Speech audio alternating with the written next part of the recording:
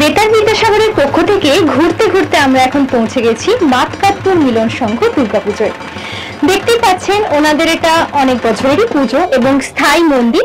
চলুন আপনাদের দেখাই ওনাদের ভেতরের প্রতিমা আর মণ্ডপ সজ্জা তো আপনারা দেখতেই পাচ্ছেন।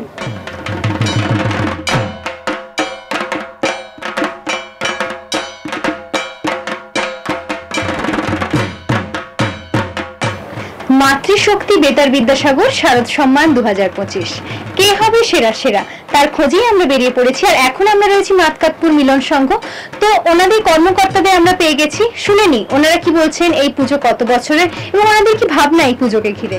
আমাদের এটা 19 বছরে পড়লো, আর আমরা এই পুজোটা করছি আমাদের এই পাশাপাশি যে বাচ্চা বা গ্রামের যে মহিলারা তারা এই পুজোয় এসে যাতে আনন্দ উৎসবটাকে মানে এর মতন করতে পারে, নিজেদের মতন করে নিতে পারে, সেই জন্য আমরা এই পুজোটা শুরু করেছি। তারপরে মাননীয় মুখ্যমন্ত্রীও আমাদের সাহায্য করছেন।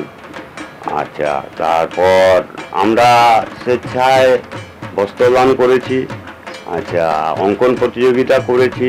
আর আমাদের যেটা একটা বিশেষ ছিল, এবছর আমরা ওয়েদারের জন্য করতে পারিনি, আমরা প্রায় নরনারায়ণ সেবা করি, ওটা প্রায় 2000-2500 বছর লোক খায় আমাদের এখানে, তা সেটা এবছর আমরা বন্ধ রেখেছি ওয়েদারের জন্য। তো আমরা শুনে নিলাম ওনাদের কাছ থেকে ওনাদের পুজোর সম্পর্কে। এখন এই পুজো মণ্ডপের কর্মকর্তাদের হাতে বেতার বিদ্যাসাগরের পক্ষ থেকে স্মারক তুলে দেবেন বেতার বিদ্যাসাগরের স্টেশন ডিরেক্টর শ্রী সুনীল চন্দ্র মল্লিক মহাশয়।